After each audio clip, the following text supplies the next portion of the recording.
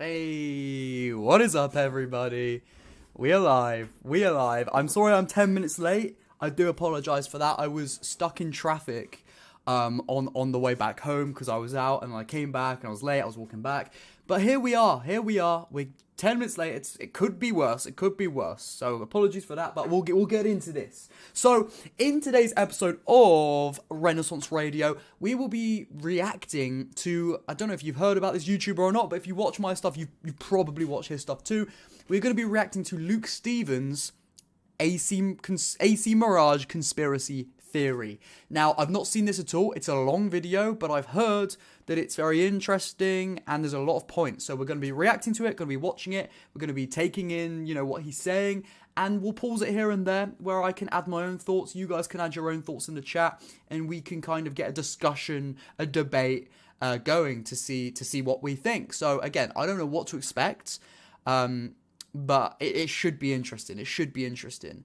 I'll probably wait a little bit for a few more of you guys to get in before we start watching it. You guys can, have a little talk in the chat as we get some more, more viewers in, and stuff like that. I'll just double check everything's working audio wise as well, which it looks to me that it is. But I always like to check on the actual stream myself to make sure that it does.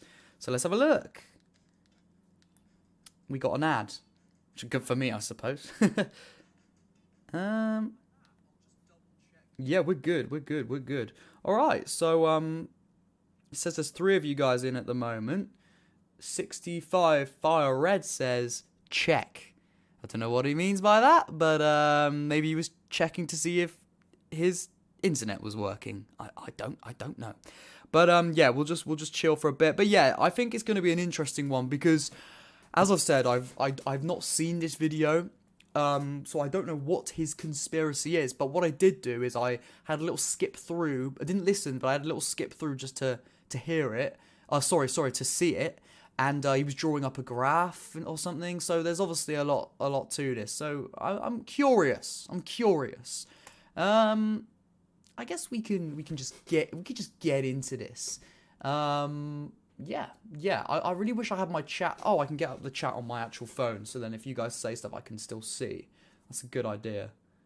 Yeah, there we go. So if any of you guys are in chat, which I'm sure there will be at some point, well, then we will see. All right, well, I guess there's no point just hanging about. We might as well just get into this.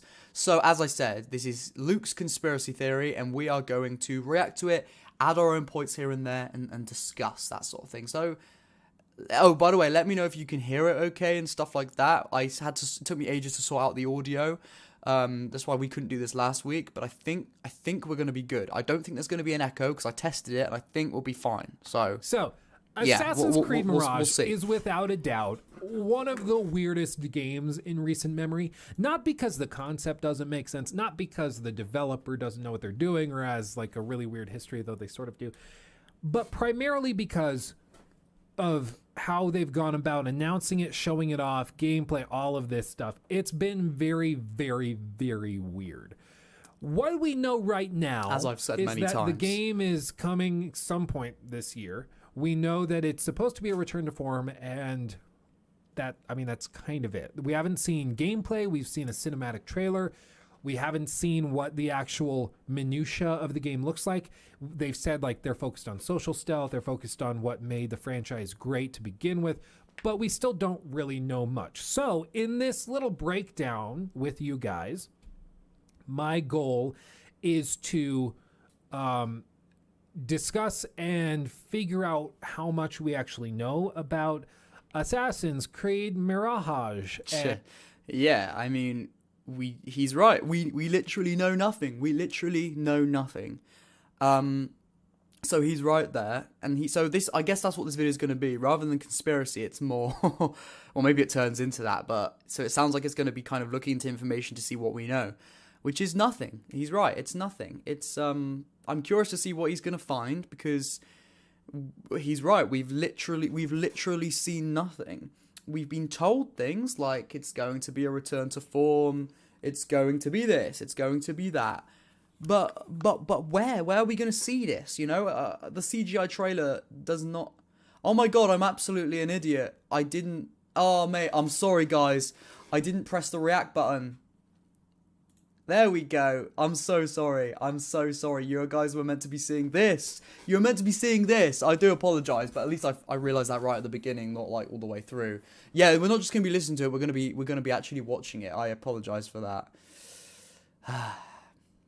Anyway, so I was watching and I thought you guys were seeing it too. There we go. You can see it now. You can see it now. Anyway, what can I do this? That's going to look a lot better for you guys, yeah. So, we're going to keep watching, and we'll just see where he goes with it. And see if we can decipher anything here. And perhaps discover some more information that we didn't know before.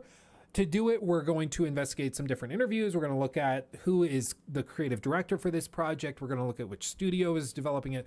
We're just going to kind of tear it apart and see if we can figure anything out about it as we go along.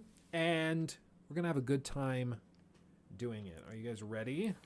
We're gonna figure this out then, with the help Assassin's of Luke. Creed Mirage. It's still not quite as good as Assassin's Creed Valhalla. Yeah, lol. Maybe we'll skip it along a little bit. Never live it down. There we Can't go. sell it. There we go. Like anywhere in the U.S. in major retail stores, and then they claimed that was not real. It was some mistake, which I still don't really know how the hell that happens. But anyway, we'll talk about it. There's all sorts of insanity with this game, and it's not that like it's not that you can't have one weird thing happen. It's that you can't really have, well, let's just say once, it's like the old saying, once is an occurrence, twice is a coincidence, and 3 times is a pattern. I'm just thinking, is this going to be a lot of him kind of just chatting, kind of how we chat? Like, is it going to be quite slow and not much to react to? I mean, I don't know. Maybe we can put it on fast forward a little bit, just because I don't want it to be boring for you guys. You know what I mean? Let's try this. Is this going to be too fast? Mirage, there's like 6 or 7 really weird fine. things about this game that start to get me really weirded out. And maybe it's all just coincidental. It's like a series of 6 coincidences. That starts to be a pattern. There's something weird going on that this game just attracts bizarre behavior from Ubisoft and the publisher and everything else. But maybe it's no big deal. But usually where there's smoke, there's fire. And there's a lot of really weird stuff with this. This game is apparently coming in the next 18 days. I don't think they've officially delayed it. I don't know who said that in his chat. The game is not coming in the next 18 days. That's not happening. That's not happening. That's quite crazy though. Do some people still think that the game is coming out in a few weeks? No. That's not happening. You know, if they don't show anything, they're shooting themselves in the foot. If they're just going to release it after showing nothing, it's a stupid thing to do. I wouldn't put it past Ubisoft, but I don't think that's I don't think that's the case. I think we are going to see the game at E3, as I've said, and then the game's just going to come out at the end of the year. You know, and also we've heard about internal delays anyway, so yeah. I think because it was supposed to come out in March, and I don't know. I think they might have changed the website due date or release date, but everybody said that it's coming later this year. But I don't know if they've ever officially announced it. If anybody in chat can search on Google real quick whether or not it's been officially delayed and find like an article on that, I would greatly appreciate it. It wasn't officially delayed. It was, from what I understand, it was internally delayed. So they never came out and said like, "Oh, the game has been delayed. We're pushing it back." They've not said anything, which is another weird thing. They've not said anything. We got, I think it was kind of like leaks or rumors from like insider people that the game has been delayed. But again, that was internal delays within Ubisoft. So they've said, yeah, we need to delay this. We can't bring it out yet. But they didn't tell us. So I guess if I can try and understand that from my brain that doesn't know how game development works, it's like if I was meant to release a video. Like the video I released today, the Hogwarts Legacy The Hogwarts Legacy controversy video. If I was to never tell you guys I was releasing that video, or maybe I mentioned it in a live stream, I'm going to release it soon. In this space of time, and then it came to that time, and then I just never told anyone about it. People were waiting. I thought it was coming out, and then I've never really said anything. And then I kind of just say, to myself, I say, well, yeah, actually, I haven't got time to post it right now, so I'm going to post it in a couple weeks instead. Or it's taking longer to edit, so I'm going to do it then. And I don't tell anyone. That's kind of like what they've done with AC Mirage. They've given us an announcement, like, yeah, we're going to be making this game. And it's going to be coming out around this time, and then that time comes around, and they don't really say anything. In their minds, they're like, "Yeah, we've delayed it, and we know when it's coming out." But for some reason, we just haven't been vocal or anything like that with the public. We haven't been, they haven't been, they just haven't decided to tell the public anything, which is weird. I feel like when there's so much hype around something, what you should do is you should, hang on a minute. We'll go back to the video, but while I'm talking, I feel like, am I being laggy? Ooh, that's not good. That's not good. Is it laggy? So I'm just checking it on my phone. I want to make sure it's not lagging for you guys. Is it? Guys, let me know in the chat. Am I lagging a lot? Because I hope I'm not. I don't know what I can do about it if I am. I don't know. Hopefully I'm not. I'm not doing anything on my Wi-Fi. My Wi-Fi's good, so I don't know. Hopefully I'm not lagging. Anyway, yeah, like, it's just weird that they haven't been vocal, because, lots of companies or whatever, they keep you up to date as a fan, and because there's hype around it, they like, Fabian says not much lag. Is it a little bit though? I apologize if it is. I don't know what I can do. I can see it lagging on there. It's really annoying me. Why is it doing that? Why? I don't know. You're meant to keep your fans in check, keep them up to date, because they are the fans. They're the people that are going to buy your product at the end of the day. So it's just a little bit weird why. If you want a game that's going to sell well, you wanna do well as a business, you want to be in communication with your customers. If you work in a clothes store or a restaurant, a customer asks you a question, you want to communicate to them what is the best thing with the best style of clothes to get, where they can try it on. You want to tell them all this because you want them to buy the products. If you just neglect them and someone asks you a question and you just walk off, and then they just go, "Oh, well, I'm not going to buy something," then they go out the door. You've lost your company money. Isn't it kind of just the same with any business? You want to be in communication with your customer because you want them to give you as much money as possible. So you'd think by showing a couple trailers here and there, or without even showing trailers, just telling us what's going on. Like, yeah, we've delayed the game, but don't worry, it's still coming. You're going to see something at E3 or something like that. Just some official information. If they could just do that, they'd get a lot more hype going for the game, because people would feel less, not disappointed, but less concerned. People would feel less they'd feel more energy around it, and then they'd be more excited for the game. But even me, like, sure, I'm still excited, but you got to admit, the more you talk about it and the less information you have, the hype does die down. That's just the way it is. So to fuel the hype and keep it going, you add a little bit of information here and there. You know what I mean? And they're just not doing that, which is a strange move from Ubisoft. It's not, it's not good marketing, because you're not marketing it at all. Sure, people like me making videos about Mirage, I guess that's marketing, but without any new information, there's only so much we can do. And, you'll probably see that, or you might have noticed that I don't post as many. I was posting like 4 Mirage videos a week, a couple months ago. Whereas now, I can't do that as much because I don't want to milk it, firstly. And secondly, what can I talk about that's not new without going over the same points? As I said, milking it, so we just need some more information, and it's just strange. It's just strange the way they've handled things, and I'm sure Luke will go into this. So let's carry on. Let's carry on. Because I have not seen the official delay, but maybe I just missed it. But as for rough gameplay description, as you see here, Mirage is an action-adventure stealth game intended to be reminiscent of older Assassin's Creed titles, being more linear and story-focused, reducing the number of role-playing elements present in recent installments of the series. In other words, they're going to probably go the route of like Assassin's Creed 2 and Assassin's Creed 1 and keep it simple like that. It's a pretty simple Well, they say that, but let's wait and see. Being more, I just read that. The game is set principally in Baghdad, which is divided into 4 districts, but also features Alamut, the fortress headquarters of the Hidden Ones. Parkour, close quarter combat, and stealth are core elements of the gameplay. Mirage also marks the return of the black box assassination missions from Assassin's Creed Unity and Assassin's Creed Syndicate, in which players have to explore the environment to find different ways to reach and eliminate their targets. As a hidden one, Basim will have a large arsenal of weapons and tools at his disposal, including signature Assassin's Creed hidden blades and smoke bombs. Again, that's a load of great information, but like, we've seen, not even just Ubisoft, with just companies in general, we've seen companies lie, or not lie, but, promise certain things, and the game has to cut that content or can't live up to it, or, they talk about it but don't show it, so we build up an image in our mind of what we think it's going to be, and it's not that. And so, just because a game says it's going to do all this, like, we need to see that. How can we can only take that stuff with a pinch, a grain of salt, until we can actually see it. So yeah, you got a link for me, awesome. So with this, it's relatively, the chat's gonna catch up slowly, so I'll just sit there and wait for it.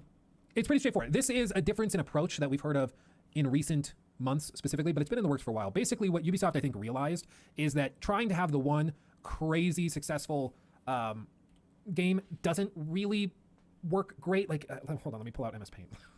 As I've shown this before. But the best way to do it is with MS Paint. MS Paint. There we go. So with this, as I've said before, the reason Xbox has been so happy, do we have the MS Paint emoji? I think we do in chat. Yeah, here. Voila. We have an MS Paint specific emoji in the chat. I think he's gonna. This might be the part. With this, Xbox, the reason Game Pass has been going so well for them is because Game Pass makes the revenue. Like if we just say that this is our graph, we have this. Yeah, graph. The X and Y. This is the money. I need a Wacom tablet, so I need to just invest in it. We have this. This is time. Voila. And so as years go on, we see this. What we see with Microsoft is that their revenues kind of look like this.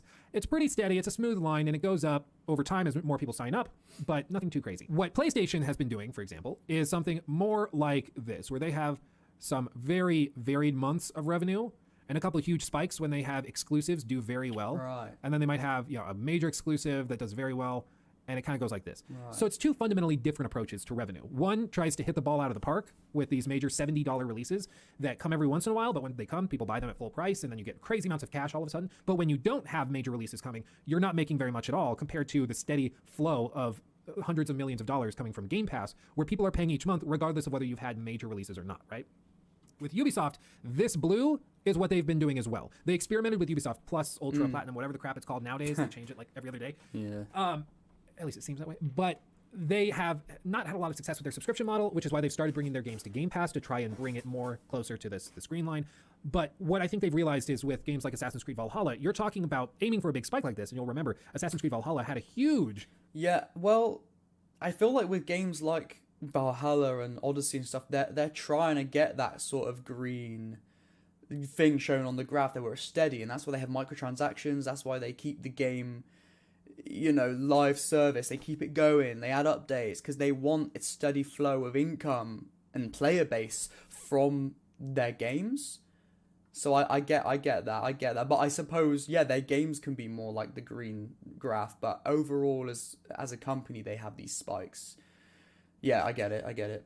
Huge. What do you guys think in the because it had chat? the highest revenue of like any game in recent memory that they had released. It's a very, very successful, very successful release for them in terms of, again, revenue, which, to be clear, just in case anything gets twisted, revenue and profit are different. Revenue is just the money I take in. I can sell you this DualSense Edge controller. I'll sell you this for $200. But if I paid $200 for it, I had revenue of $200, but I had zero in profit because I sold it for you to you for the same amount that I paid for it. So I don't want to do that. I want to sell it for more, and then my revenue, if I sell it for $250, my revenue would be $250, but my profit's only $50, right? So with this chart, you do have to wonder what the overhead cost is, because this is just revenue. This isn't necessarily profit. If you have a game like, let's just say, this is like God of War, Ragnarok, and then let's say this one is, I don't know what we'd say. I'm struggling to think of PlayStation exclusives recently. Maybe we just say Spider-Man Angel Bay 2, Grande. and then let's Hello. say down here, How this you was doing? Forspoken. How you doing? Okay. So Today we are reacting to Luke Stevens' AC Mirage conspiracy theory. Now, we're like 10 minutes into this. He hasn't really said too much yet, but he's going in on a graph or something. He's doing something, so we're learning, and we're pausing here and there to give our thoughts, our speculation, and have a little discussion going. So you can do that too. You can let us know your thoughts in the chat. and stuff like that. There's not much, not much energy in the chat today, but that's fine. We've only been going for like however long, so I'm sure there'll be some more people as we go. That's usually how it works. You're doing good. How about me? Yeah, I'm good. I was like 10 minutes late to the stream because I was stuck in traffic, and then I got in and I was rushing to go, blah, blah, blah, blah. But I'm here now, and yeah, I am good. All right, so let's get on with this. With these, they make tons of money, but there's also expenses associated with it. So if we think of like the expenses running for PlayStation being the red line, with the games, if we just take like the expenses for developing this game and we slap it all at the same time the game comes out, you can see this, and the difference in profit is going to be this amount. They made some good money. But Forspoken, it cost them a good amount of money to market that and make it, but they didn't make that money back. They lost a lot of money. And with Assassin's Creed Valhalla, what they're hoping for is to basically have a game that turns into this green line, because it just constantly makes them money as people play it for years. But it didn't really do that. What Valhalla did is it came out, huge spike, and then it trailed down and then plummeted. And now very few people are interested in it because it's kind of sucky. But their costs... That's the thing with a game, though, compared to a game service. Like, with the green bit on the graph being Game Pass, that's new games all the time. That's old games, a load of... It's a massive catalogue of games. That's always going to be... Something's always going to be popular. People are always going to pay for that for the new games coming and stuff like that. You can't really do... I think you can't really do the same with just a singular game. Like, they've tried to do with Valhalla being this yellow graph, because it's one game. People get bored of that game. People are... people move on from that game. So yeah, that's what happened. You have that big spike when the game comes out, and then that you sell a bit of microtransactions here and there, release some updates, some DLCs, but less people are interested because they finished the game, and they move on to other games, and then you get the people that still love playing it all the time, but it's not much. So I get that, and I think that's why Ubisoft are doing something like AC Infinity. Because they want that green graph, they want that steady flow of players, of income from that, because it's going to be multiple Assassin's Creed games. It's going to be multiple Assassin's Creed games that keeps a steady flow of players, which is more money at the end of the day, isn't it? So that makes a lot of sense for Infinity. But when it comes to Mirage, again, it's a singular game, so it's just going to be that yellow graph, Again, I don't know what Luke's getting at with this yet, but we'll find out. Again, if we put the cost for development on I'll give him a like. Just for the sake of easy visualization and accounting, then you can see as they keep developing expansions and stuff and DLC, the expenses stay high, but it bottoms out and they start losing money. And I think this is what's happened in the last 2 years. They were hoping that this yellow line would stay up here with the green, and it would be above their costs, and so yellow over the red, they'd continue making money, and they'd be happy with all that profit. But, yeah, exactly. Well, marketing is tied into that, yeah. I'm assuming marketing is part of the red expense. But the point with all of it is simply that, like, it's not easy to just make a game like GTA Online. Mr. Enigma, how you doing? How you doing?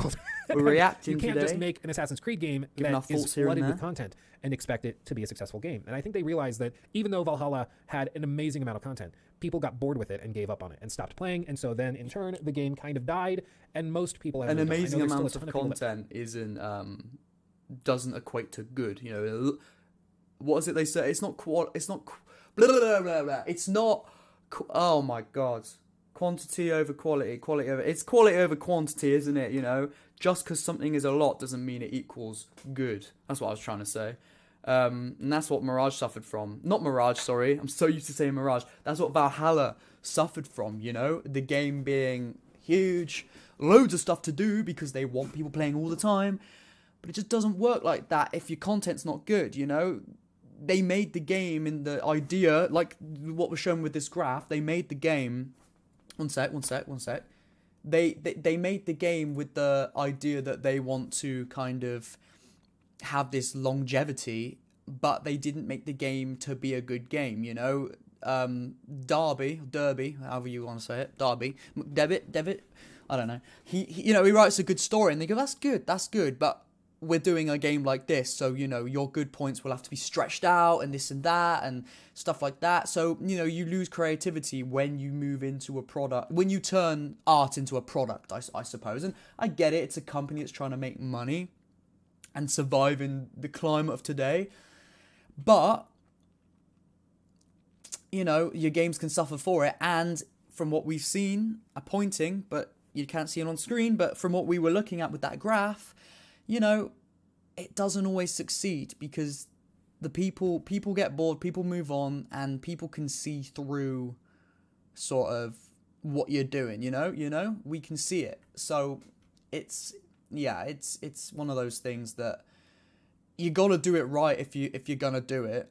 You know, if you're going to release a product for longevity like that, it's got to be done in a tasteful way. And if it's not done in a tasteful way, it's not going to be sustainable because, again, you're making it for a consumer. So if you're not being consumer friendly with that product, then what's the point, you know? And again, people see that and then they get bored of it and they move on. And that's kind of been what's happening with the last few, you know, Assassin's Creed games and Ubisoft games as a whole. They see it, they like it, they get bored and they move on when they realize kind of what it really is. Because I feel like the main thing, and I've probably said this before, but I feel like the main thing that's kind of fueled me with my Valhalla first playthrough of Valhalla was I didn't know what was going to happen next. I was holding on to the fact that I might become an assassin soon. So I was holding on to that. I was having a good time thinking, oh, I wonder what's next. Okay, that bit was kind of boring, but like, what's next? And then I finished the game and I'm like, all right, okay, interesting. Won't be playing that one again. And then I literally tried to play it again over Christmas, just out of curiosity to see if I could still really enjoy it. And I couldn't make it to England. I got through probably not even halfway through the Norway part at the beginning, and I couldn't make it through because I knew what was coming. And I was like, oh, 70 hours of this. Nah, there's good stuff here and there. You know, there's good stuff in the middle, there's good stuff at the beginning, and there's good stuff at the end. But all of that stuff I've got to do in between, no, I don't want to, and I couldn't play it. And that's why content has to be good throughout an entire long experience, because people will dip in and dip out and get bored and not come back. So going back to the graph, which is not on screen anymore, but you know, the graph that he was showing, that stuff, if you want that steady revenue and profit, then it's got to be all good all the time. And that's why I don't think it works with a singular game, but it does work with something like Game Pass, because there's so much different types of games for so many different types of people. So can you really compare those? Yeah, you can compare them because they're trying to do the same thing just with a different type of product, but it doesn't really work like that, and that's kind of why Ubisoft failed with it, I think. Are you talking about Yazan? How you doing? Says, this YouTuber's full of BS. Sometimes, to be honest, I don't like him. He doesn't even research good enough when he talked about Mirage. Can we skip to June? I'm guessing you were talking about him, not me. No, I think you're talking about him. I mean, yeah, I don't know. I like him. I don't watch him all the time, so I don't really know his takes on things that much. I know I'm pretty sure he really liked Assassin's Creed Odyssey. I think he liked Assassin's Creed Odyssey, which, you know me, I can't really agree with that one personally, but hey, it's your own take, isn't it? But he seems like a pretty sound guy overall. Declin or Decilin says, homie with the fresh cut. I see you. You know, I usually put my hair up, but I used to have my hair down. I used to have it down. Like it looked so different. It used to be so long, like it was like proper. But then it got too much. It was too hard to maintain, so I started putting my hair up. And now I'm doing an experiment. You know, I'm just seeing how does it look if I just leave it. I'm not too sure. It looks okay, but I don't know. I do like it up a little bit. I like it down. I mix and match. I experiment, you know. And Yazan says, no, you're awesome. Of course, you're talking about him. Okay. I thought so. Thank you. Angel says, I think Valhalla was meant to make money. I mean, it has nothing to do with the spirit of Assassin's Creed. It was meant to attract as many people as possible. Yeah, exactly. You know, it was meant to hit the mainstream and, appeal to as many people as possible. But as I said, I think I might have said this last episode or episode before, as soon as you do that, you take away what the niche of it, and, you know, you take away what people loved about the series and what built the fan base to start with when you try and make it broad. You broaden it, you get rid of what was interesting about it, and it becomes boring. And I feel like that's kind of what Valhalla had done, and Odyssey had done. Origins not so much, but you know, it was getting there. Well, you could say even with like Unity and Syndicate, it was kind of doing that as well, just on a lesser scale. But that's a different conversation. I feel like my camera angle is a little bit different than usual. Do you think? I don't know. It looks a bit weird. It looks a bit low down. Wait, hang on. Nah, it's tilting upwards, isn't it? That's why. How's that? Is that better? That's way better. That's way better. Okay, let's carry on with this video. By the way, how long have we been going for? We've been going already for... Does it? Surely it tells me somewhere how long we've been going for. Don't know. Declan. Sorry, I don't know how to say your name. I'm going to call you Declan, alright? Declan says, live probably already... Oh, you've probably already talked about this, but when do you think we will see gameplay? I've talked about this a lot, and you can dive into my not most recent video, but my most recent Assassin's Creed Mirage video, which was from a few days ago. You know, not live stream, just full on proper video. I actually talk about that, and I say we're probably going to see it at E3 in June. At this point, there was a point where I thought we were going to see it in like a month. But, you know, I don't think that's going to pan out that way. I don't think it will. So I think we will see it in E3 at June. And in that video, my most recent 18 Mirage video, I go into reasons why I think we'll see it then. So after this stream, I do recommend checking that video out. And my name out loud would be Decline. Decline? Okay, I apologize for calling you Declan. It's abbreviated, I don't know. Decline. Okay. If I'm saying that right. And Yazan says, hopefully we haven't seen much of Mirage because Ubisoft wants to give Bordeaux enough time to do a quality showcase. Maybe, yeah. Best case scenario, that's what you want, obviously. As I said in the last episode, I think we've just, you know, we've been shown... Well, we haven't been shown Mirage, but they showed us a reveal trailer and announced it too early. Way too early, and that was probably to appease the investors because they don't want to lose any more investors. If it wasn't for that, they probably wouldn't have shown it. Or they thought, you know, 2022 was going to be a slow year for them. So, you know, they thought, wait, 2022? No, sorry, 2023. They thought 2023 was going to be a slow year for them. So they decided to kind of announce it at the end of 2022 so we'd be talking about it throughout the year. So even though they haven't got many games to release this year, at least we're all talking about Mirage, you know? So it might have been that as well, which you could say it's good tactics or whatever. You know, I feel like when it comes to summer, they know when the game's coming out. They'll probably have a little marketing campaign going on from, I don't know. Let me think. Let's say the game's coming out end of October, they'll probably have a little marketing campaign going on from like mid-August. I don't know. I might be completely wrong. From like mid-August to, you know, end of October, where they fully show trailers on little TV spots, as they call them, have the logo on the buses, have them on billboards, show us gameplay, show us trailers and that sort of thing. But I do think we'll see a showcase in June. If we don't, that would just be... I would be, what's the word, bewildered. I would be bewildered if we didn't see any gameplay in June, because I think it has to be shown. If we don't see gameplay this June, I don't think the game's coming out this year. I do think this game's coming out this year, and I do think we'll see gameplay at June. But yeah. Anyway, that long, huh? Yikes, Ubisoft's got some weird ways to promote. Maybe because they had to delay the game a little, they bought themselves some more time. Yeah, probably. I mean, any guess is as good as any other guess at this point because we know nothing. It's all speculation. So, you know, you could say anything and it's a good guess because, you know, until we see stuff, that's just the way it is, isn't it? Yazan says, to be honest, still better than what Sony does, showing games years before release. Yeah, we haven't seen anything from Spider-Man 2 since 2020. Yeah, that's true. That's true.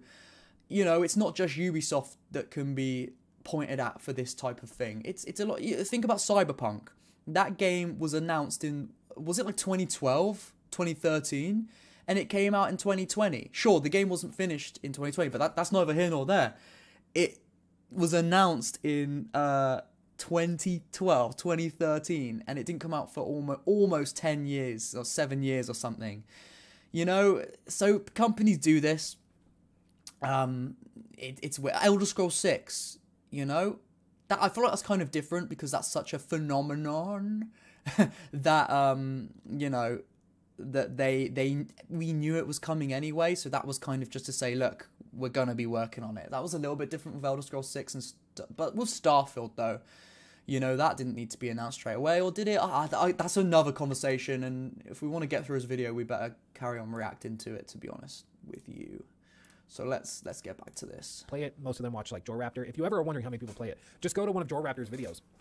And he'll still regularly cover like, oh, new merch and new cosmetics in Valhalla. Those videos will still do like 60, 70,000 views. It's a lot of people still playing the game, right? So, but again, that's kind of more like a niche at this point. It's not mainstream, is it? You know, not everybody's playing Valhalla anymore. It's more, yeah, it's more like a niche. It's not a niche game, but what I'm trying to say is there's a small group of people that are still playing Valhalla frequently and buying microtransactions and stuff like that. But looking back at the graph, you know, it's that small graph going down lower. You know, it's not sustainable forever, and Ubisoft know that, and they will move on from Valhalla. But well, they have really, haven't they? Different than I think they expected it to be. So now what they're doing, all this to say, they are shifting. Their goal is to shift from major quadruple A releases into smaller, easier to develop, quicker to develop experiences that target one single demographic. Well, that's a good thing. And target them very, very well. That's a good thing. And that, I think, is much preferred. Yeah. Luke, thank you for the 2. Your trash bag outfit falls into that red line. Yeah, exactly. For those of you who haven't seen that, join our Discord. I posted the picture of a jumpsuit that Ubisoft sent me, which was extremely unflattering. So if you want to see that, go join our Discord. It's great. But basically, so like to make it clear, again, like let's just do this. If we have circles of players. Ooh, we got another We graph. have circles of players, and we say these are like RPG fans, okay? I can't. What is happening? That looks like RPG. a freshly These are baked fans who like RPGs. piece of bread These are from fans above. that like stealth. Nah, it doesn't, does it? No, it doesn't. I need to just get the Wacom tablet for real. Stealth games. These are people that like the parkour, okay? Parkour. It's really difficult to write with my... Oh, I can hold down right click and erase? Oh, who knew? Okay. Oh. So parkour stuff. These are people who like, maybe, let's just say, open worlds. Luke equals Michelangelo. Yeah, basically. Luke drawing butts as circles. Yeah, that does kind of look like a butt. I'll be real.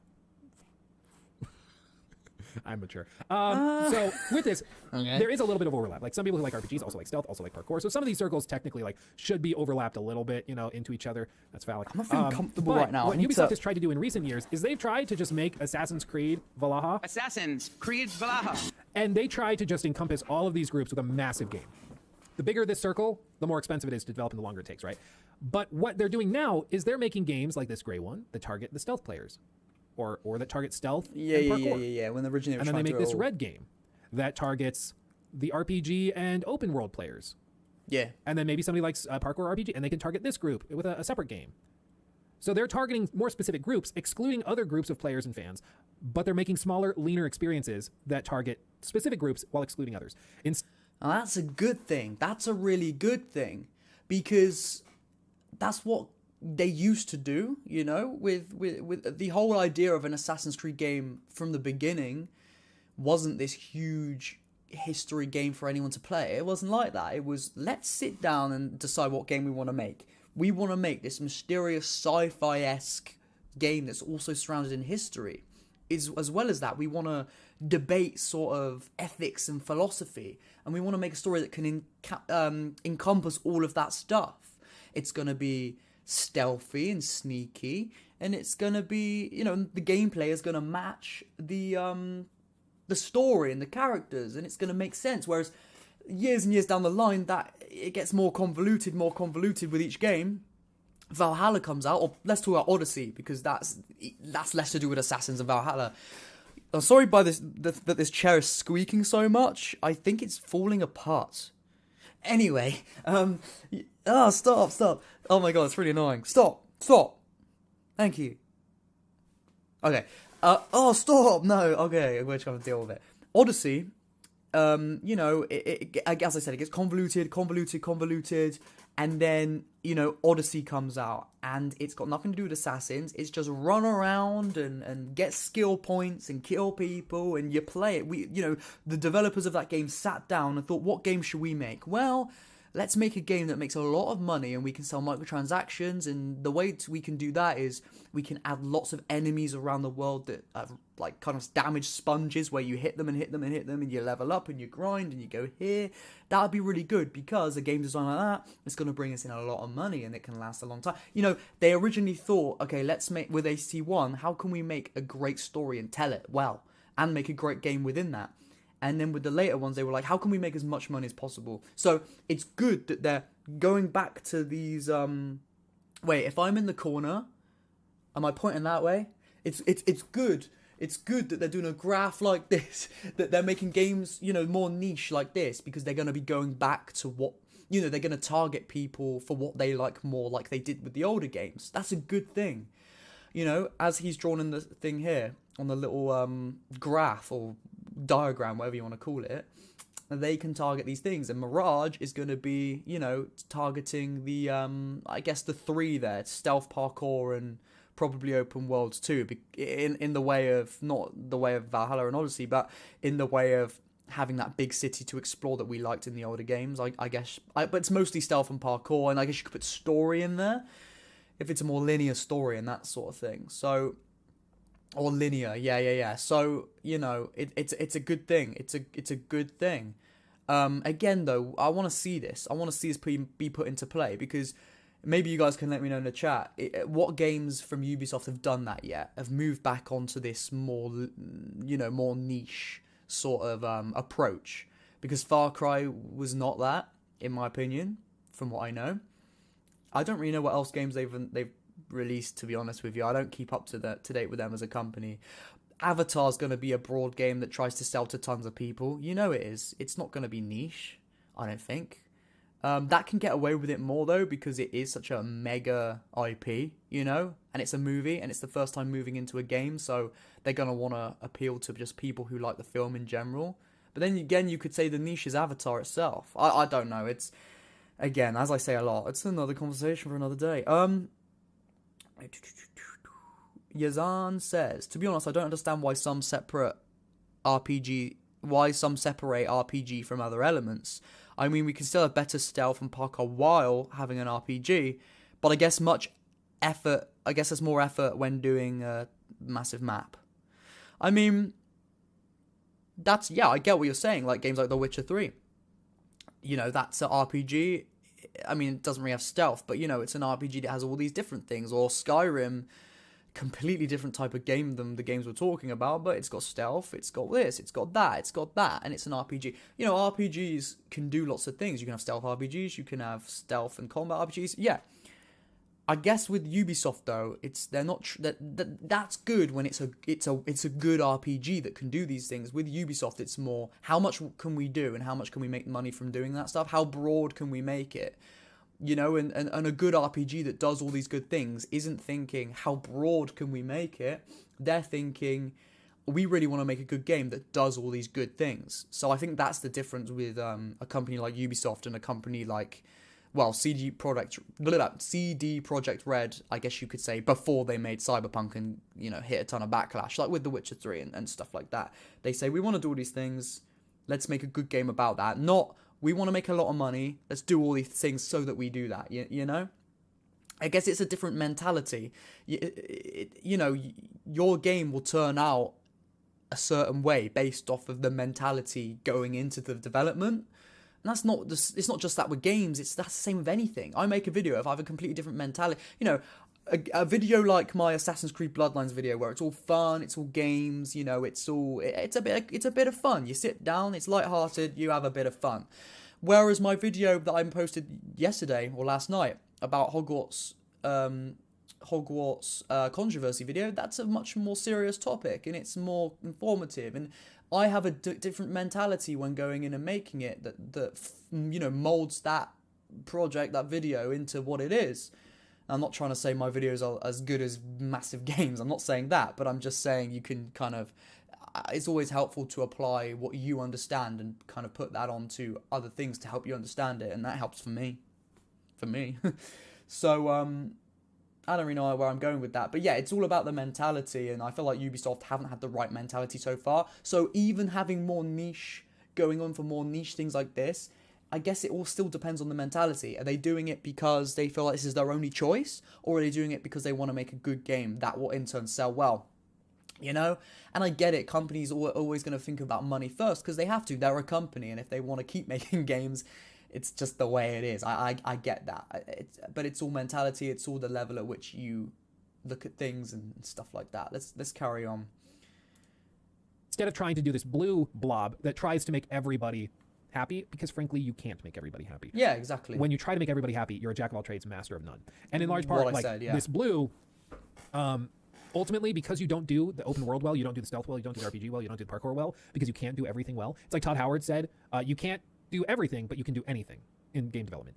What they choose to do, like if they go with the blue route, they're just going to make everybody here slightly dissatisfied, and so people are going to play the game and be like, there's a ton here, and it all is kind of meh. Yeah. And then they're going to just move on and give up. Yeah. Whereas if you focus like the red game or the green game or the gray game, you can make that then really you're golden, because you'll make these. And people one more thing very, I'll say, very actually, I don't know if a lot of you guys obviously watch YouTube because you're watching me right now. It's the same, for a better way to understand this. I'm sure you guys do anyway, but for me to understand, let's say, it's like, imagine if I made videos on Mirage, but then I also made vlogs, and then I also made mukbangs where I just ate McDonald's and talked about murder mysteries, and then I also made a video after that talking about my favourite book. It's too broad, and everybody who, somebody might like one or two things in the stuff I do because I cover everything, but you're not going to build a fan base, you're not going to keep people coming back, because people are going to be like, whoa, like, what am I getting here? I don't like this, I don't like that, I'm staying away. I guess you could maybe say it's the same with, stuff like this. It's very, like, well, what's going on? What sort of a game are you developing? What sort of a game are you trying to get me to play? I like this, but I don't like all this stuff. So it's, what he said, if you try and do everything, you're going to please no one. So, yeah, I get that. They'll be 100% on board. I don't know how we're going to, honestly, I don't know how we're going to get through this whole video, because... What time is it? I've got an hour. Have I? Yeah, I've got an hour before I've got to go. We'll get through this. We'll get through this. Happy about it. Whereas, the people in the gray, like the stealth or like the parkour, they probably won't buy the game. But when they get their gray game, they'll be all the more excited, right? Oh, strongish guy. You don't even have to pay me to say that. Sugar Booger, yeah, or Booger Sugar. Yeah, I guess that works too. But I call Nikki Sugar Booger all the time, because it's what Jimmy's dad in Jimmy Neutron said to his mom all the time. Oh, Sugar Booger. I love it.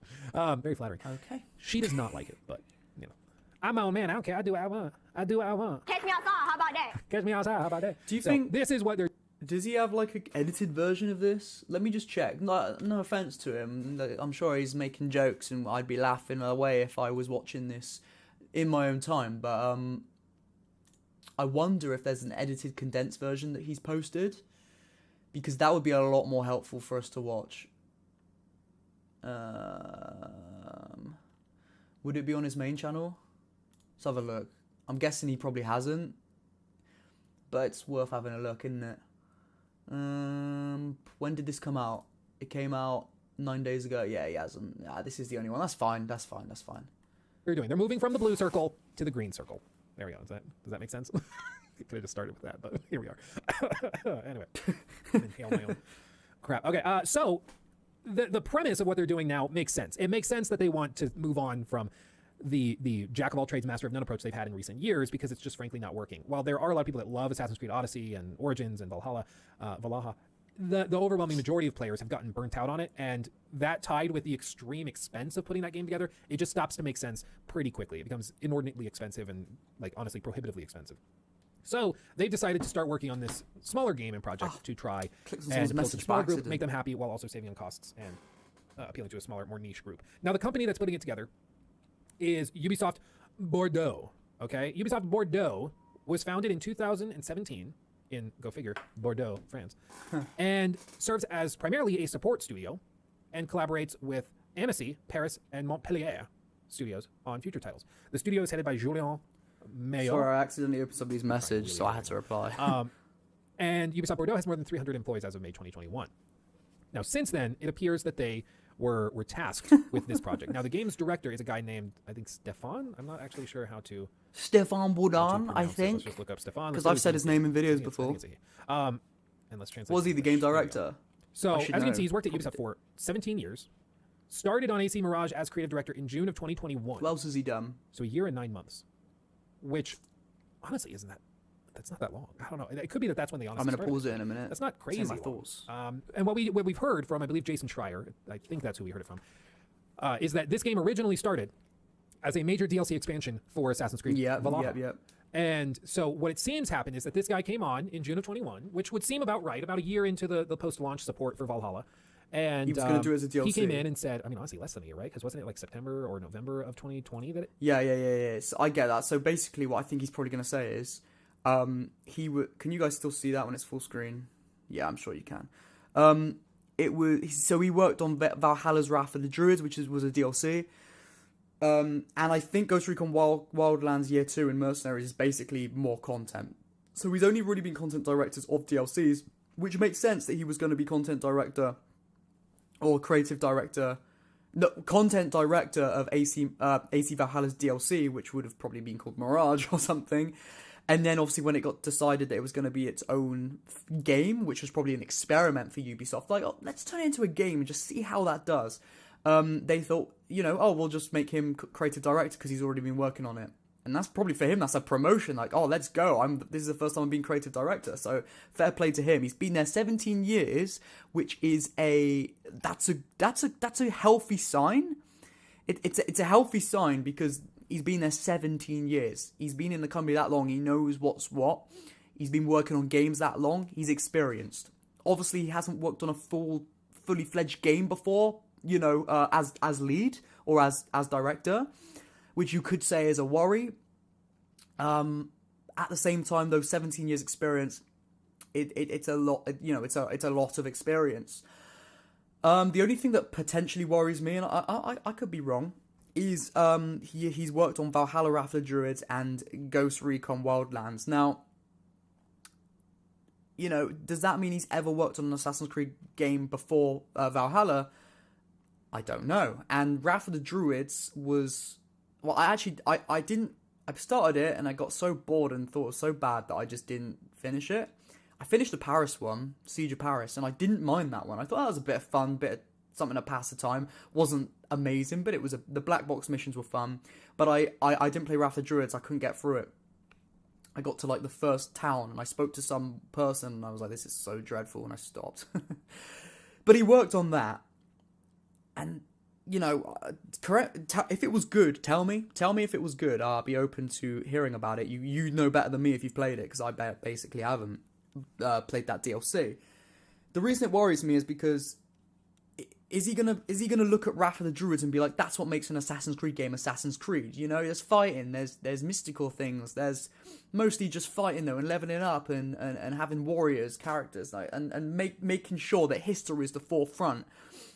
Because if he really does believe that, and he's never worked on an Assassin's Creed game before, maybe he's working on the Far Cry games. Maybe he's working on some Tom Clancy games through these 17 years. Maybe he never touched Assassin's Creed until recently. So maybe he doesn't have a profound understanding of the philosophy of Assassin's Creed and, what makes it, why we like it. That's why it could be a worry that he's going to get it completely wrong. That being said, he's creative director, which means he does have... Again, I'm not sure exactly what that entails, but I would assume, just like a movie director, you have pretty much overall say on what happens. So somebody writes a story for you, but you get overall say on which direction you want that story to go, perhaps, and overall direction of how the gameplay is going to be, and that sort of thing. So that slightly worries me that the story, as I predicted in my predictions video, the story is going to be kind of miss the mark on what is Assassin's Creed, and it's going to start off being about the assassins, but it's not going to delve into that philosophy. It's not going to delve into that assassin versus Templar fight. It's going to be more, you're a bad villain, I'm going to get you, and it's going to be more like, you see that thing over there, that's very bad, and we need to get that, rather than more nuanced writing, and more of a, you can read between the lines and figure out for yourself. It's going to be a lot more, and that's my prediction. And if he, hasn't worked on older Assassin's Creed games that were more, sophisticated, then there's a chance that prediction of mine could be in fact true. 65 Fire Red says, I think the main problem that Ubisoft with a $, clever, see what you did there, has run into making Assassin's Creed RPGs. Sorry, distracted myself. Is that instead of building off of the elements of... Wait, let me read that again.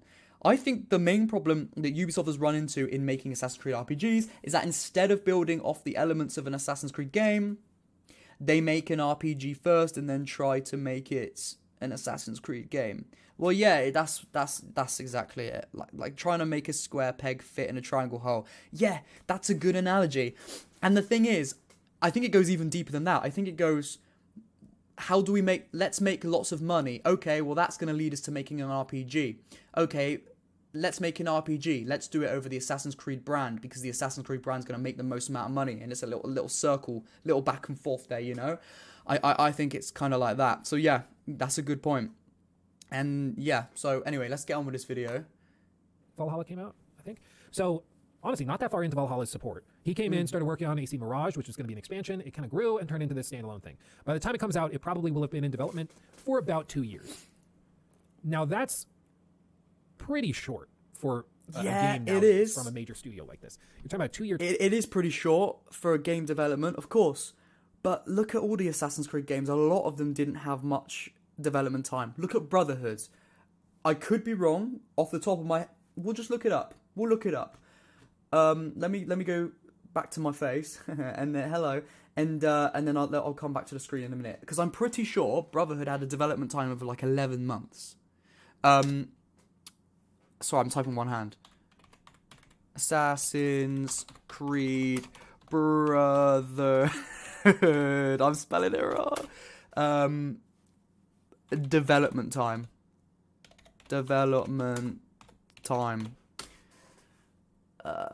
Despite only having a year to create Brotherhood, they only had a year to create Brotherhood. But what they did. Sorry, I'll just show that on screen for you guys so you can believe me. There, you see it? See it? Do you see it? That's it. That's exactly it. So they had a year. They had a year to make Brotherhood, and some would say Brotherhood was the best game in the series. I think, yeah, I gameplay wise and you know, and everything they did with that, it probably was the best game in the series. For me, I'm gonna always have a special spot for Revelations because it's the most nostalgic to me, but it also had the best story in my opinion. It had the best character development. It wrapped up an amazing story so well. You know, that's why I love Revelations. But objectively, that's subjective from me. I guess you could say objectively, Brotherhood was the best game when you look at, as I said, gameplay, the world, the story, and everything.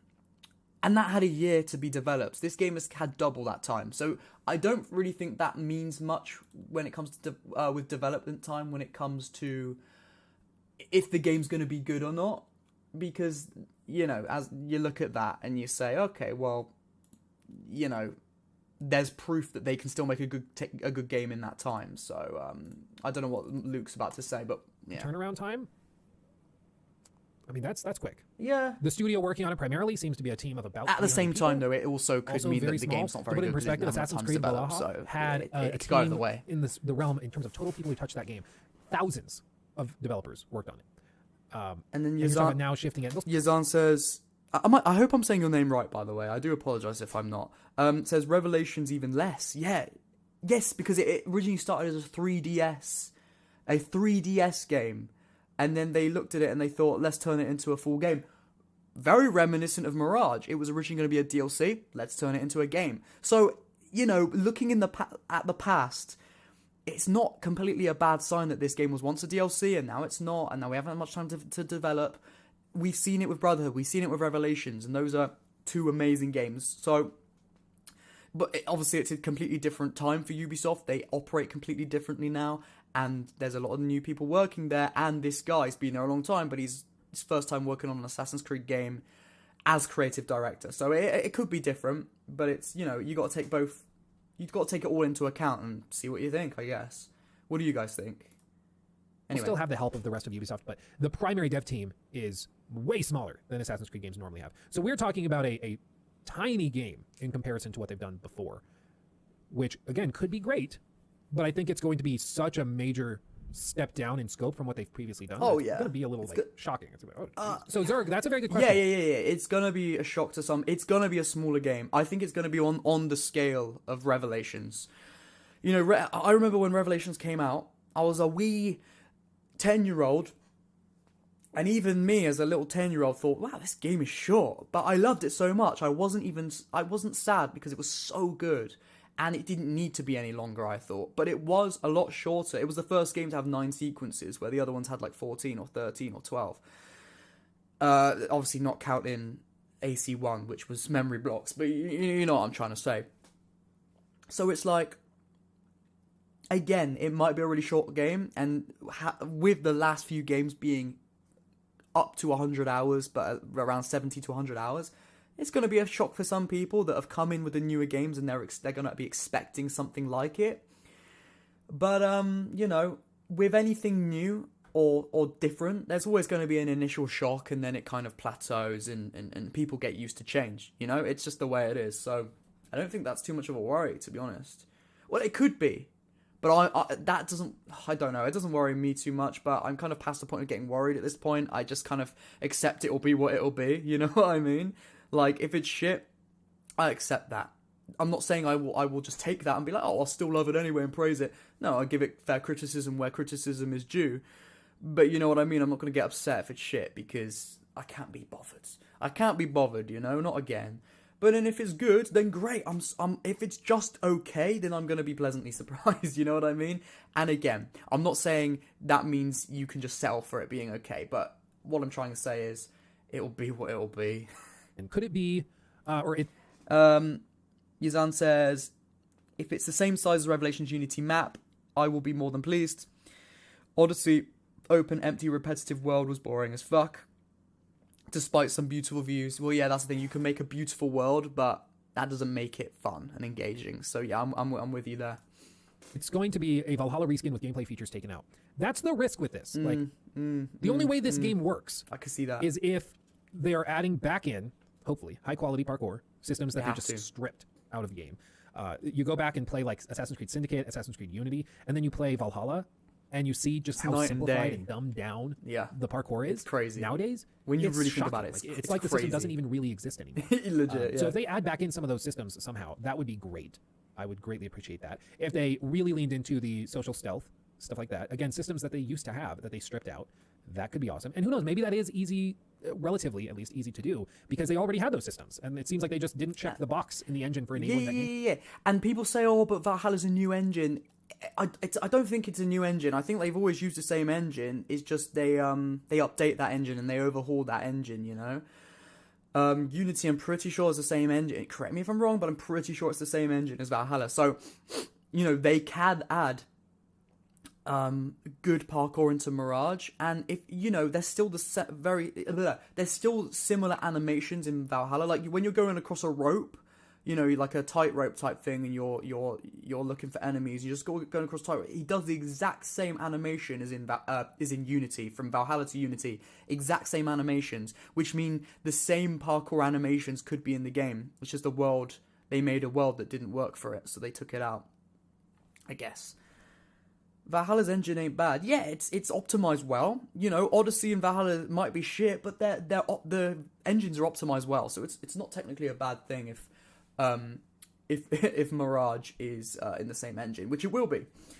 And but what Luke said there about the worry about it being literally a Valhalla reskin but dumbs down, yeah, that could be the case. It could be the same combat, which I believe it will be. It could be the same animations pretty much, which means it could be the same parkour. We've seen little tweets from, I can't remember which country it was, but it was one of Ubisoft's, like, foreign accounts, you know, like I think it might have been Portugal or something like that. And it basically said that, by the way, with Mirage, we are taking a major inspiration from Unity with parkour. But you know what Ubisoft are like? The game just might come out and it just might have really bad parkour. Sure, it might have a few animations that look like Unity in the way he flips around, but you might get no reach. It might be like Valhalla's parkour. And that's a worry. And you know Ubisoft reskin things a lot. They reuse assets which are fine if done well and not lazily, but you know, we've seen them do it lazily in the past. So I hope it's not going to be the case, but it could be. It could be. It could be, but it might not be. System. They just didn't check the box when they were developing Valhalla. So maybe they're able to add that stuff back in, kind of refocus. They get rid of the close hand-to-hand melee combat system, and they're just like, yeah, we're going to just do stealth. We're going to focus on stealth. You're not going to be able to just massacre people freely. It's going to be stealth-focused, and if you assassinate somebody you're not supposed to, it desynchronizes you, and you're screwed. Yeah, they will. And I think they'll bring back sequences and memories. I'm glad. I'm hopeful people actually, I haven't looked at like... I think this is just a quick side note. I think they'll bring back... I'm going to talk about this in a main video at some point soon, but I think they're going to bring out sequences and memories as, you know, their structure of story. I think they're going to do that because I think a lot of years are going to pass kind of like it did with Assassin's Creed 2. You know, starting off as a young kid pretty much and then ending as an older, wiser man. I think it will do that, and having sequences go by and, you know, play that into the animus with years passing by, it just works. So I think they'll do that again and again.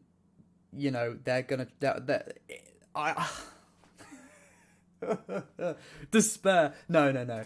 It's just hard to talk about it when you don't know anything, you know. I think it will be like that. I think it will be very reminiscent of the older games. But again, will they capture the essence of the older games, or will it be almost a parody of the older games? You know what I mean? Comments or ratings on the video yet, but hopefully people found it funny. I'm sure there's somebody that's 90% convinced that it ain't matching actually, Unity. It's not Mervin puzzles, it's Merlin puzzles. Then as it goes on, it just gets more ridiculous. But sorry. What do you mean by that? Just curious. Are you saying Unity's gameplay, Unity's story, Unity's scope? You know, you again, as I said earlier, anyone's guess is as good as any other guess because we don't know anything. So yeah, your guess is great guess. Or your opinion is a great opinion. I think, here's the thing. If they bring Unity Parkour back into Mirage, just because of how much people love that parkour system, that will be enough, I think, for a lot of people to say, great game, amazing game, finally back, whether the game's actually good or not. People say, I can run around like Unity in my parkour, great game.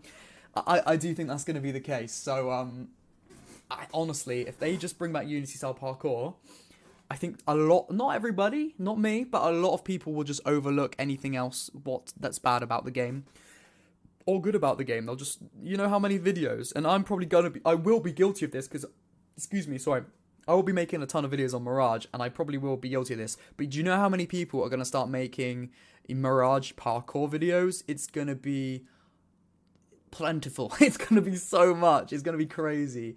So yeah, anyway. Saying this, the final stealth mission in Valhalla, they added a few things to parkour on it, a few places to hide and discourage combat. And I think, honestly, again, I wouldn't have a problem if they they just straight up removed the melee combat system, the hand-to-hand crazy fighting, and they stripped that out and made it so you can only really engage in stealth. If they did that, I would not actually have a problem, so long as the stealth is, like, decent. But at the let me think. Luke would be good for stripping out combat completely. I mean, it forces you into stealth in that way, and I don't know. I mean, Assassin's Creed has never technically done that. I think it could work. I think if done well, that could work, you know? They won't do that, though, I don't think they'll do that. very least then they're being consistent. It's like, we're doing a stealth game. This is a stealth game. That's what we're doing. Easy peasy.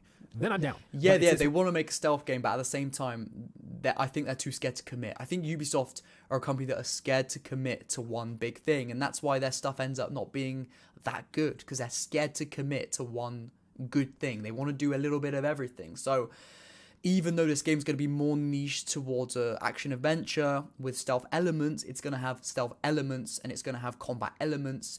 I don't think it's going to hone in on one thing or the other, you know? Because they're too scared to do that, in my opinion. Prove me wrong, though. Wishy-washy, trying to do the close hand-to-hand combat with stealth, it doesn't really work too well. I've been looking for those comments. My guess is, Zoran, if people did post those comments, that they deleted it once they got further in the video. Excuse me. What they could do with combat, though, is they could overhaul... I don't think they'll do this, but they could overhaul combat to be more stealth-like. You know, they could make combat really hard so that it forces you into stealth more because of how hard the combat is. Or maybe that's a lazy way of doing it, I don't know. But they could make combat a lot... They could reward you for stealth a lot more and make combat, hand-to-hand combat, face-to-face, a lot more punishing. Whereas if you get really good, you can still do face-to-face combat, whatever you want to call it. But it pushes you in the direction of stealth a lot more, but it gives you that choice. Yeah. I guess. Maybe that's a bad idea. I don't know. Maybe. Plus, it was pretty heavy-handed by the end of it. I called it like the Mormon puzzles and the Merton puzzle or something like that. You know, I got a little aggressive with it. But this guy's an OG with Ubisoft again, 17 years, been there forever. And it's a good sign. So he's an OG. Might actually be able to pull this off. Might not. He's previously been a content director for Wrath of the Druids, which this seems like a title they give somebody who's like heading up DLC for games, which again verifies and jives with what we've heard, which is Mirage started as a DLC and then turned into a full game. So I think that this probably starts. He started as a content director on it, and then they're like, yeah, it's gonna be a full game, so you're a creative director now. He's like, oh, cool, sweet. So that's who's heading it up. Again, just if it really started development in June of 21, that's really not a lot of time to throw together a 20-hour game. They can probably do it, but again, I would fully expect this game to look identical to Valhalla in terms of graphical fidelity and assets and everything like that. It's coming on PS4 and Xbox One, so it's going to be the same. And same UI is probably all going to be the same. Like this really seems like it could, and it has the potential to come out and be a very much. It might come off as a cash grab because it might come out and be like really not that different. Yes, but even though something comes off as a a crab crash, no, a cash grab, just because something comes off as a cash grab, because he's right. It probably will have the same UI, the same map sort of structure, the same. It'll be very reminiscent. Because they'll be reusing assets, they'll be reusing, a lot of things.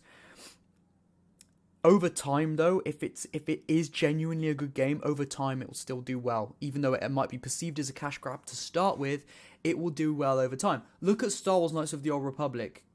You know, the first one it's different because the first one was received really well, and Valhalla's not been received really well. But just bear with me for a minute. Go with me.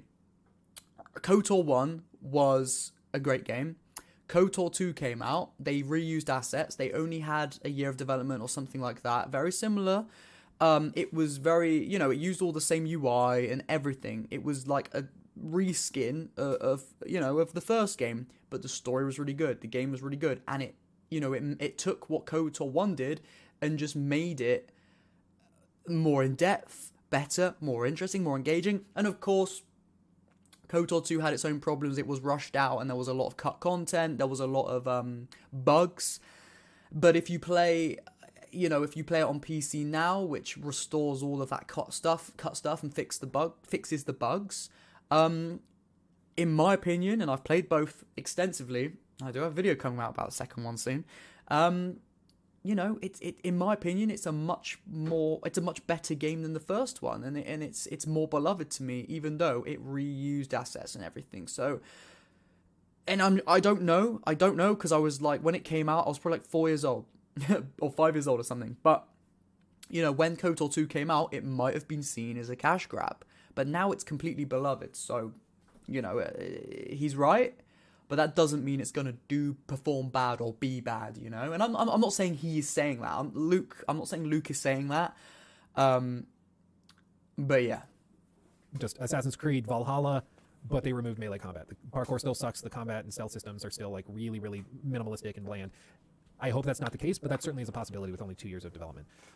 If we go to the pre-order page, again, trying to find out more information on this. There's nothing. Game info. Mate, there's so nothing. They posted some screenshots, as you can see. It's not clear, to be honest. It's not clear if this is actually like a cinematic screenshot. If it's this cinematic. Is taken in photo mode, or if this is like a sort of hybrid of concept art / cinematic. We don't really know. I truly think, and I said this from the beginning, it doesn't seem like it's not gameplay. It doesn't look like gameplay. When these screenshots were made, I bet the game was barely even ready. I don't think it would have been this ready to be shown at that point. I think. Shut up. There's these kids that always play outside my house. They live next door. And they are always, I'm saying it quietly because if I can hear them, they can probably hear me.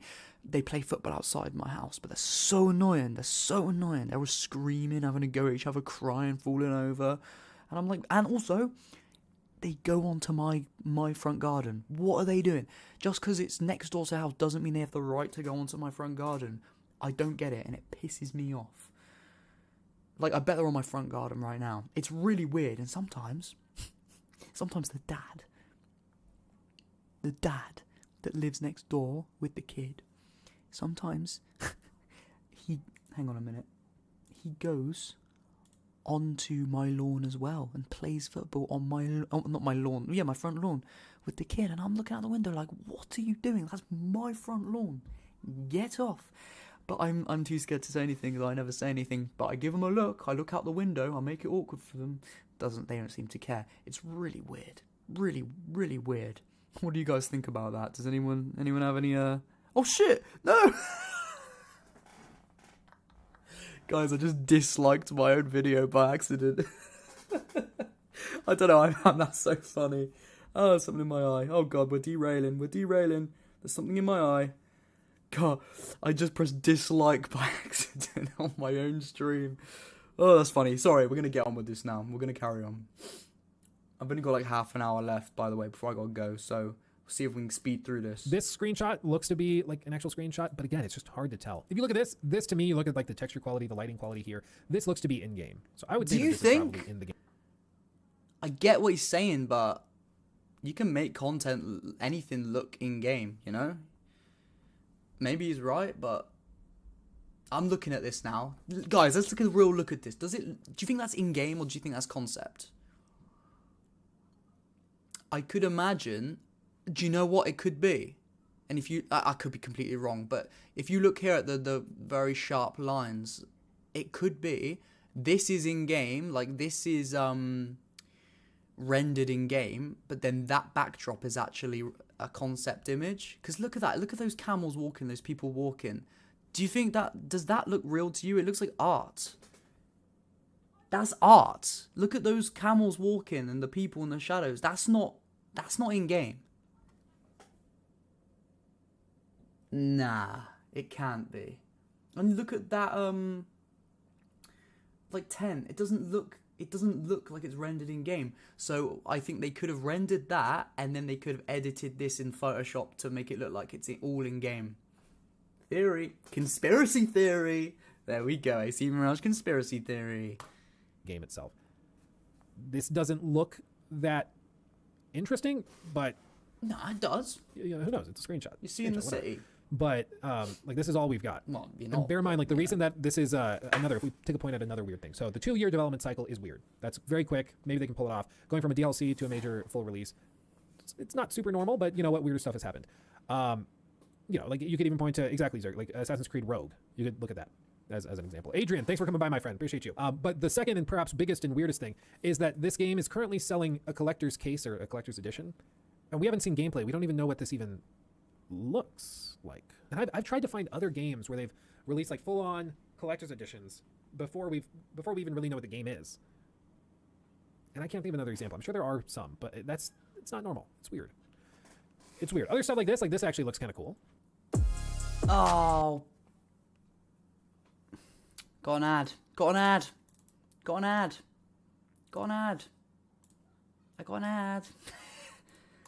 There we go. We're back now. Hate ads. No, I love ads because I have ads on my own videos, so I gotta respect the ads, you know. Anyway. You see characters, they've shown Basim, Roshan. They announced this. I think these both were revealed when the game first was announced. Yeah. And since then, they haven't revealed anything else, which I would assume they were going to like have a schedule where once a month leading up to launch, they would be revealing characters and stuff. Kind of a fun idea. But since then, they haven't shown anything. They've been very, very quiet. So it makes me wonder if they announced it too early.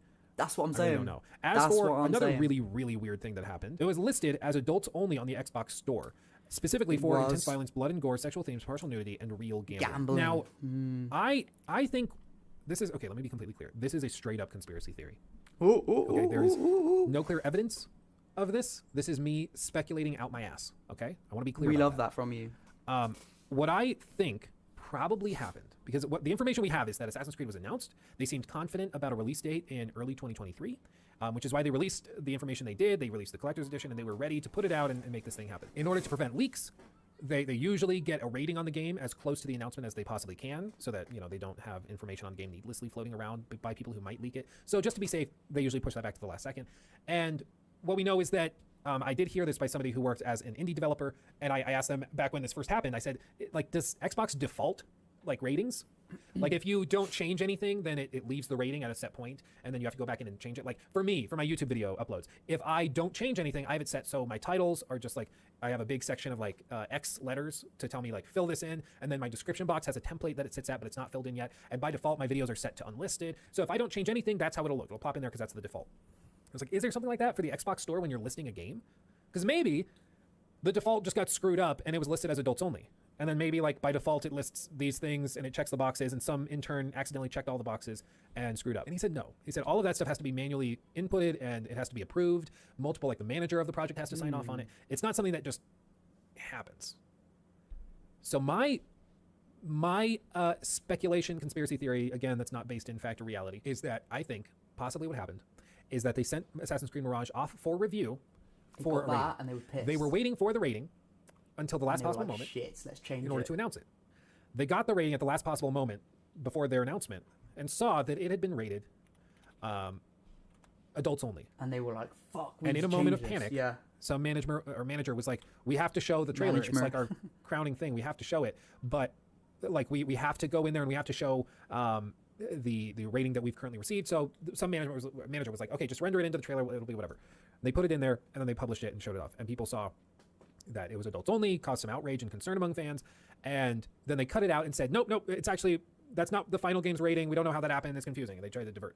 I think it was rated adults only for real gambling is the primary reason they say it was rated adults only, because in the loot stuff boxes that they've shown, and stuff. People have gone onto the ESRB's website and found that if you have real gambling in your game, it has to be rated adults only. You can have partial nudity, sexual themes, blood and gore, intense violence in M-rated games, but if you have real gambling, it has to be rated adults only. So it would be like loot boxes. I think something in this game like that constituted real gambling. And what we know is that Ubisoft has spent tens of millions of dollars developing a system called Ubisoft Quartz. If you haven't heard of this, I've talked about it a couple of times in videos. But what it is it's their marketplace for NFTs. Again, conspiracy theory. I think they probably had a system with Ubisoft Quartz in the game, because again, this was being developed primarily in late 2021, early 2022, and they wanted to figure out like how to implement NFTs into this new game that they were going to put out. So they put this NFT thing in there, maybe with loot boxes. You could win NFTs that you could then sell on a secondary market. And according to the ESRB, that probably constituted real world gambling. And so they came back with an adults only thing. And then some manager signed off on it, and it got put in the trailer. And then Yves Guillemot was like, "What the hell are you doing?" Sorry, everybody who's from France in here. And he shut it down and had him strip it out of the trailer within just a few hours of the showcase, and was like, nope, we're going to rework the game until that's not a thing, so we can't release an adults only thing. Figure it out, cut it out, and we're just going to tell everybody we don't know how that happened. And we're going to delay the game and rework it until it functions without that stuff, because we can't release an adults only. I get that. We just can't. And that's what I get that. It's my personal theory. Yeah. I see that. think they tried to put NFTs in. I see that. Under their Ubisoft Quartz system. I see and that. when it got rated, it was rated as actual gambling. Mate. Ubisoft Quartz. I'm telling you that shit's gonna fail. I'm telling you. Isn't it obvious? It's just another phase. You know, people go through phases of what's popular. NFTs are popular. They're not even as popular as they were a year ago already. They're behind. They're behind. People want to play a game to play a game. They don't want to play a game to earn NFTs and this and that. Some might, but the majority don't. And that's probably why it's not going to do that well. I don't know what. Yeah, I get what he's saying, though. What do I think about this? I think he's got a point. I think he could be right there. That makes a lot of sense. They probably had the NFT stuff, but they probably also had like loot boxes in gambling for NFTs. Like, oh, you might get this, you know, Ezio NFT if you get this loot box that you find in the game or that you can buy and stuff like this, and it makes you want to buy more. And maybe the way they merge it into the game without making it like, you know, stupid and egregious is maybe you can explore the world, and in a chest here and there, you'll find a little loot box, and it will give you the most common stuff that you just there's no need for, and it can class as an NFT type thing. But then maybe to turn that into an NFT, you have to like mint it or whatever they call it, and that you do that in the microtransaction store. But then also, once you get to the microtransaction store, they say, well, you know, if you buy one of our loot boxes here, you'll get a rare NFT, which actually could be a lot of real world money. You could sell it, and they'll make it sound like the market is booming for it, and people say, well, I could make some money.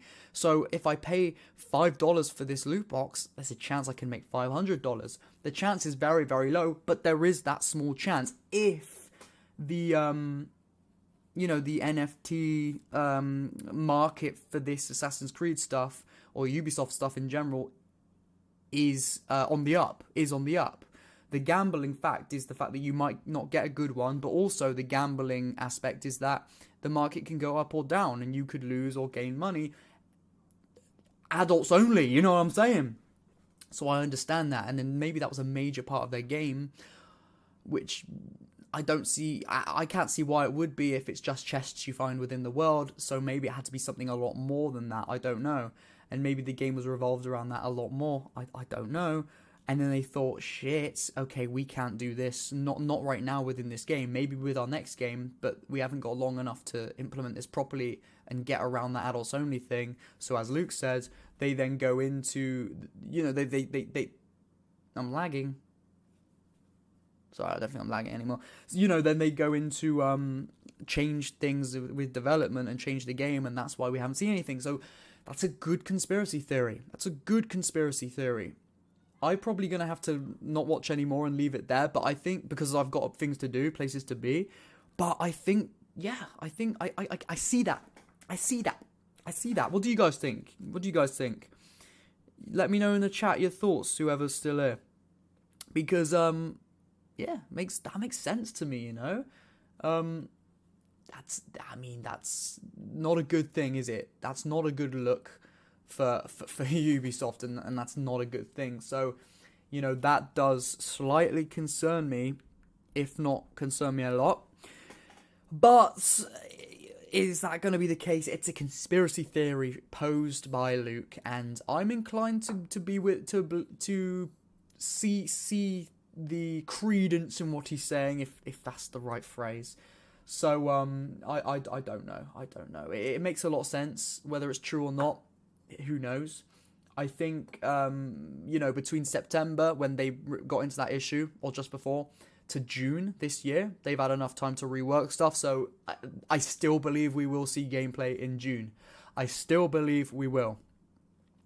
I think I wouldn't be surprised if we don't see much and we're like, what a cop-out. We've seen basically nothing. Like, maybe we see a small 1-minute trailer, which is cool. And then we see a gameplay, we don't see a presentation, but we just see gameplay in a trailer. That would be kind of shit, But who knows? Who knows what we'll see? I don't know. Every stream you see me in, my sanity goes down, gets less and less, until one day I just let loose. No, I don't know what I'm saying. But yeah, I don't know. I don't know really what else to say about it, to be honest with you. I'm with him. I think he makes a lot of sense. He speaks a lot of truths here and there, and I don't know. I think we will leave it there, though. If you guys want to ask me any more questions in the chat, get your questions in now, whether it's Mirage or anything else, because I might chill for 5 more minutes before we go. But yeah, let me get your conversation going if you wanna ask me anything or say anything before we head off in 5 minutes. But yeah, I'm always going to be excited for this game, just because this last 5-6 months I've built my small and humble YouTube channel around the game, and we're on that journey now. There's no turning back until we play the game. So yeah, I'm excited regardless. Even if it's an awful game, I'm still excited to play it, to make the content and to have a good time. Make it come full circle. We're finally playing Mirage. As well as that, I do think I will be building the channel. I feel like, I think the channel will become a lot more, I don't know if we'll get really big or anything like that, but I do think we'll draw in a lot more subscribers and viewers to the channel and stuff. And I feel like things like this, like the live streaming, will have more viewers and people will be enjoying it more. And that's what I want. I want to, I really enjoy doing this. So of course I want to build it and make it bigger and do the best I can. So, I feel like when Mirage comes out, we will see a spike in our little community. I think it will get a bit bigger. So there's all of that as well. Now, before I go, I just want to say, if you haven't checked out my most recent video and you're interested in it, and feel free to check it out. It's my should you boycott or buy or boycott Hogwarts Legacy, and I go into detail kind of going around, why there's a boycott, what's going on, why people are boycotting it, why people aren't, and at the end I give my own opinion. Hey, if you're not interested, then that's fair enough. It's not for everybody, but it's one of those, if you enjoy my videos, my longer ones, my scripted ones, my properly nicely edited ones, if you enjoy those, then you'll enjoy it. It's one of those ones that, I had a lot to say about it, and I thought, I've got to make a video on it. It's just one of those things that I have to do for me, but also because I feel like it'll be helpful if people don't know what's going on with that whole thing and they want to buy the game. You watch my video, you can end the video knowing exactly what you want to do. So there's that.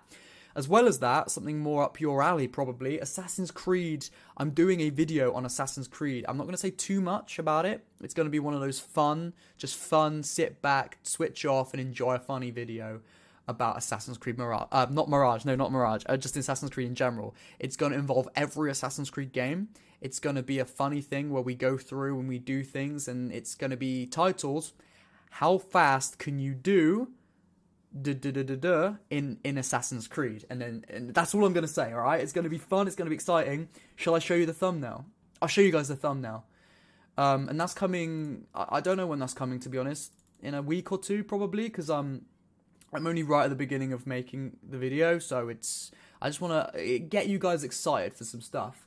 Hetsu says, hi, how you doing? We're actually kind of at the end of the stream, unfortunately. However, I'm just going to show you guys, and you, Hetsu, the thumbnail for my upcoming Assassin's Creed video, which I think you guys are really going to enjoy. Let me find it. Can't remember what I titled it, so I'm going to have to try and find it in my folder. There it is. Look at that. I'll show you it. Hang on. Ready? Look at that. That's the thumbnail. That's the thumbnail. And it's how fast can you do blah, blah, blah, blah in Assassin's Creed. I'm not going to give away too much, but you can figure out maybe what the video is going to be about by looking at this thumbnail. It's going to be fun. We're going to have a lot of jokes, a lot of laughs. It's going to be a switch off, eat some food, have a drink, and enjoy a fun video. That's what it's going to be. And I look forward to this one coming out. So there's the thumbnail for that one. I hope you look forward to it. All right, guys. With that being said, I think we'll probably leave it there. Yeah. All right, guys. I love you. May the Father of Understanding guide us. I will see you soon. I'll see you next week at 3 p.m. every Friday for Renaissance Radio, a podcast that we live stream and talk about Assassin's Creed and other things in general. And you'll be seeing more videos from me probably in the meantime. So, love you guys. We'll see you soon. Have a good day, evening, morning, blah, blah, blah, blah, blah. All right, see you later. Oh, Matteo, definitely talking about combat in this one. Hetsu says, so what do you think of Mirage's Bastion character style of combat? I know I am saying that over and over, but I want your thoughts. Okay, I was about to go, but I've got you. You just caught me. I was literally about to press end stream. I'll say this quick, but we can go into it in more detail next week. Style of combat. Yeah, I don't know. I feel like he's going to have a more elegant style when it comes to combat. And in Valhalla, you can see his combat. It's very different. I think from the beginning of Mirage up until the end, I think we will see an evolution of his combat. Like he won't really know what he's doing when he's new. But then as he becomes a more established assassin and learns more skills, you'll see that evolution of the way he fights and moves and climbs and speaks even. I don't know. We'll see that development, I think. So we can go into more detail on that, though, next week because I am about to go. All right, guys. Love you. I will see you soon.